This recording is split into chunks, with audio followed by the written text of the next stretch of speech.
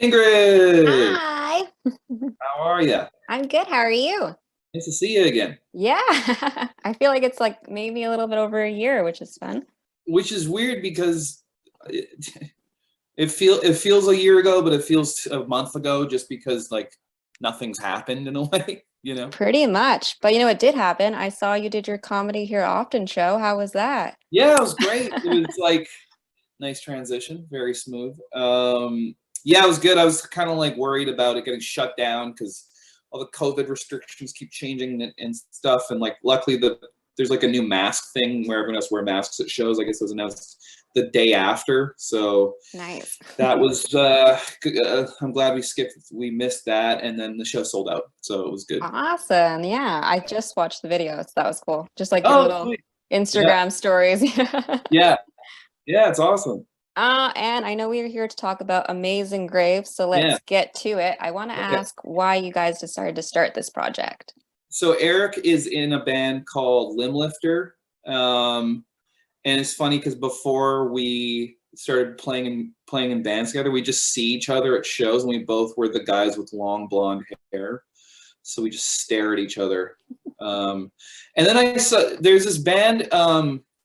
Uh, so there's a band called Refused, which we both love, and then the singer Dennis did like another project, and he did like a little like last second show at the Fox, and there was like 6 people there, and we were 2 of them. And then we're like, man, there should be more music like this. And then so we just decided to get together and just start a project. And typically with my other bands, because I write pop music for people, and Fake Sharks, pretty sort of accessible. I thought it'd be fun to do a project with somebody where we don't overthink a single element. So you walk in with an idea or no idea, and by the time you leave, you have a new song. And so that was kind of the goal with Amazing Grave. And like, I wanted to be able to use lyrics that where I'm not thinking about singing along to them, just something that sort of like paints a picture. And we talked about influences, and the band Death Grips kept coming up, and like as far as just being like ridiculous. So I just wanted to do something really extreme that was like the antithesis to all the pop music that I've done. And I think that's what Amazing Grave is. Like, even the structure of our songs is very like uncommercial. Yeah. Yeah, so I don't want to ask you to describe the music. Instead, I'm going to say, if you had to make a genre for it, what would you call it? Because it's kind of Ooh, hard to describe, I feel like. So I'm yeah. going to let you do Yeah. it. I mean, I guess the genre would be, it's interesting because I want to use the word noise in it, but usually when bands have noise in their genre title, it means that the songs are really long and drony, and we don't really do that. Like, our songs are still pretty short and to the point, and there's choruses and stuff like that, but I still think it's like kind of like noise hop or something like that, because it's always groove heavy in the sense that you can bob your head to it.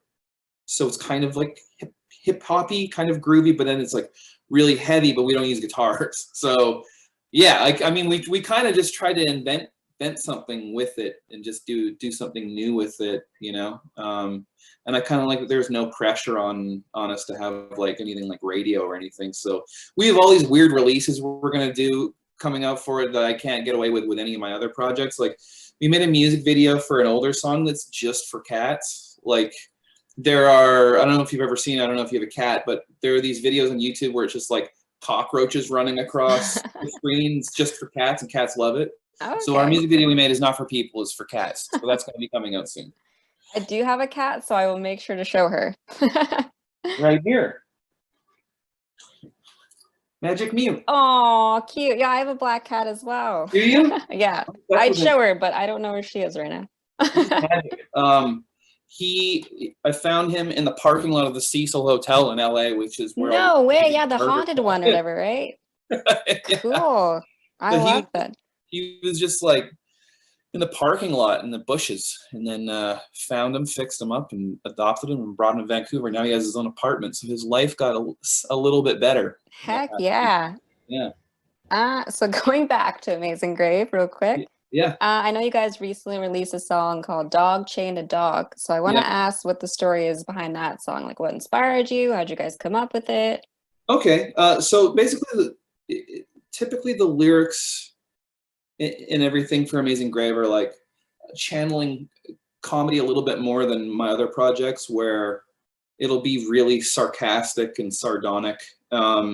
This is a weird one because there's this park that I walk past a lot, and it's weird because one day a year they have like a children's fair there, and then the other 364 days of the year, it's like full of syringes and tents Oh no. and fire and fights and all kinds of stuff. It's so weird. I don't know how they clean it up properly for that one day a year, but I was walking past it and I literally saw a pit bull start running towards me, and I was like, oh no. And then I saw that it had a chain on it. I was like, oh, okay, it's chained to something. It was chained to another dog. It was chained to a Rottweiler. I was like, that's 2 times as bad. And then for some reason it stopped. They got derailed, but this is the scariest thing I've ever seen. So I was on my way to the studio when I saw it. So dog chained to dog just sounded like a song title. A lot of times I'll just come up with something like sort of graphic feeling like that as a phrase, and then we will make it a song title. Like our album, when we eventually release, is going to be called Human Overcoat. So like I just like this sort of like graphic nature of the lyrics and the song titles for this project. It's kind of like what makes it fun. It's so, like I said, this total antithesis to everything else I do in music. Cool. And yeah, have you guys started working on the album, or is it still kind of in the talks? We have like 7 songs going right now. Nice. And it's interesting because we were really picking up steam for the pandemic, and then when that happened, I just wasn't sure what to do. And it's like, I have a home studio, but I don't really like doing that kind of music there because we lay down real drums. So can't do that in my living room of my apartment next to my landlord. So it kind of got put on hold for a while. And then Eric and I just started realizing we had these songs that were pretty much done, and I could kind of like finish them off at home. And so I basically like stopped thinking about it for a while. And I also, like, I just finished a Fake Shark album that we're releasing singles from. And so people kind of rely on me financially for that band. And so I had to get that going and finished before I felt comfortable sort of doing something that's a little bit more wild, and I don't know what the results are going to be. So they're both fun. Like, I love doing both, but it's really creatively tough for me to get into bounce back and forth between the 2 mindsets. So when I'm doing Amazing Grave, it's like a different part of my personality that I channel, and it's like way more mean spirited for fun. And then Fake Shark's a little bit more soft, and yeah. I feel like that's kind of your personality as well, where like you're kind of spooky, but like I've seen you and you look like a lovely dude. Thanks. Yeah, it's funny. I would describe a lot of my friends like that. Like, I wrote on the Kat Von D album, and I'm gonna go there tomorrow for the party, and that's how I describe her too. Spooky but lovely. Ah. Yeah. What was it? So yeah, was there any significance to releasing the song on Friday the 13th? Yeah, that's what's cool about this project. There's no rush. So we were looking at different release dates, and we just saw it on the calendar, and that you typically want to release music on a Friday, and there was a Friday the 13th coming. It was between a bunch of other releases, and so we went with it, and I'm glad that we did.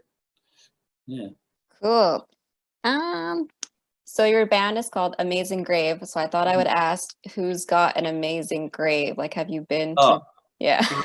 Great question. There's this place in LA called Hollywood Cemetery Forever, and it's I love Vampira. I have a vampire tattoo. Nice. Her grave is really beautiful. And she like always lived in Hollywood, so it's kind of appropriate she would be buried there. And then Dede Ramon from the Ramones is a really cool one too. It's funny, he's got one of those personalities where people are like, I'm gonna pay tribute to Dede Ramon. So they drink a beer and like smash it on the grave. Like I guess that's how you pay tribute to him. For Vampira, you leave spiders. That's so people leave like spiders and stuff. Yeah, so those would be the best ones. I thought Chris Cornell had underwhelming one. It was just in the ground. No one had really defaced it. I did go to Kurt Cobain's house once, and outside was this bench everyone puts candles on. That was nice. And his neighbors came by and told us to leave, so we did. Yeah, I'm gonna say Vampira. All right, good answer. And do you dress up for Halloween? I feel like I dress up every other day of the year, but I haven't in a while. Although last year the girl I was dating and I both went as different eras of the Joker, and then tried to put some like paint on our cats. Didn't work. They weren't. Yeah, there's like some paint that cats can do, which I saw happen once with a friend of mine who has a hairless cat, and it worked really well on that cat. So maybe I'll just shave magic. And my last question is, what's next for you guys? We are going to finish this record. We're going to release these videos we made. Yeah, there's some neat stuff that we've done and just not put out, just because I wanted to like release things with more of a purpose after the pandemic, like so we could do shows and stuff like that. And so there's live footage of us, and there's a couple like videos in the works, and so that's pretty much it. Human Overcoat. It's gonna come out soon. It's gonna be noisy. It's gonna be sarcastic. It's not all my teenage fans that like Fake Shark probably won't like it. So maybe I'll make the other side of the people finally like me, which is all I ever care about. Awesome. Thanks, Kevvy. I will let you go. Thanks, Ingrid. Nice to see you again. Yeah, I hope you've been doing well. Yeah, how have you been? I've been okay. Yeah, I've been doing a lot of interviews, which is nice. So. That's awesome. Good for you. So thank you. All right, good to see you. Bye. Yeah, bye.